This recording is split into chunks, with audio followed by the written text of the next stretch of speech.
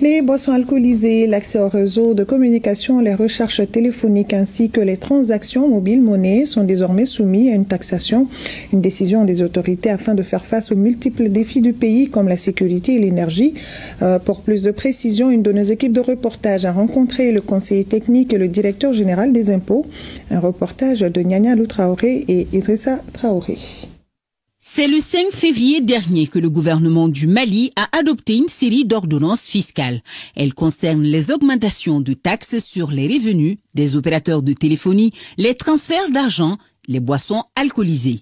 Au ministère de l'économie et des finances, d'après les explications du conseiller technique chargé de la fiscalité, cette augmentation était prévisible compte tenu de la transition fiscale enclenchée par l'UEMOA depuis 2006. Quand on parle de transition fiscale, il s'agit d'augmenter la fiscalité intérieure par les mesures idoines pour combler tout ce qu'il y a comme déperdition de recettes, comme diminution des recettes au niveau de la fiscalité des portes.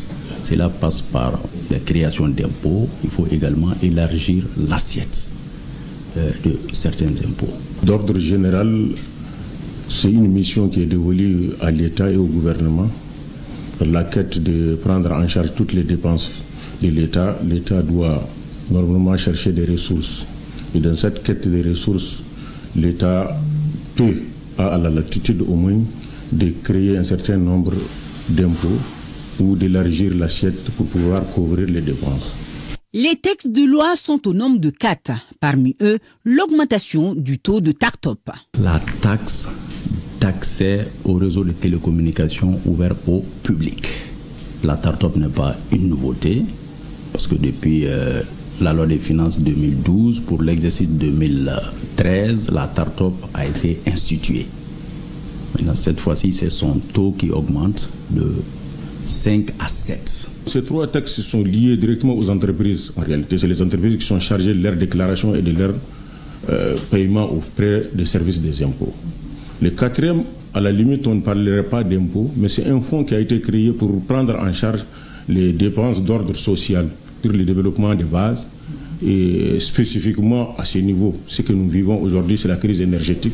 C'est un fonds qui est à la limite destiné à prendre en charge toutes ces priorités de dépenses. Et donc ce fonds ayant été créé, il fallait l'alimenter. Et l'État a tout simplement créé des prélèvements auprès des sociétés de téléphonie sur les recharges et sur les transferts de monnaie pour pouvoir supporter ces dépenses spécifiques. Renforcement de la souveraineté financière, ou mieux encore, réaffirmation de la volonté des autorités à répondre aux besoins urgents des populations. Ce sont là, entre autres motivations, qui sous-tendent ces décisions d'après nos interlocuteurs. Donc l'État a fait ces réformes dans le but de pouvoir satisfaire les populations. Parce que qui dit État dit chef de famille. Et l'État étant le chef de famille, tous les membres de la famille doivent s'adresser à lui pour pouvoir chercher leurs solutions. Et c'est pourquoi le chef de famille, des fois, a recours aux membres de la famille pour pouvoir trouver de certaines solutions. C'est dans ce but, moi je dirais dans un cadre de solidarité, qu'il faut inscrire ces différentes dispositions. Les ressources générées par des Maliens pour les Maliens seront versées au trésor public.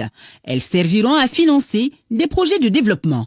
Il s'agit par exemple de la réalisation d'infrastructures de base et énergétiques. Imaginez la fin des délestages au Mali. Pour jamais, ces mesures seront la résultante de ces figures de cas, nous expliquons. Les recettes mobilisables estimées suite à cette nouvelle mesure sont de 12 milliards 800 millions.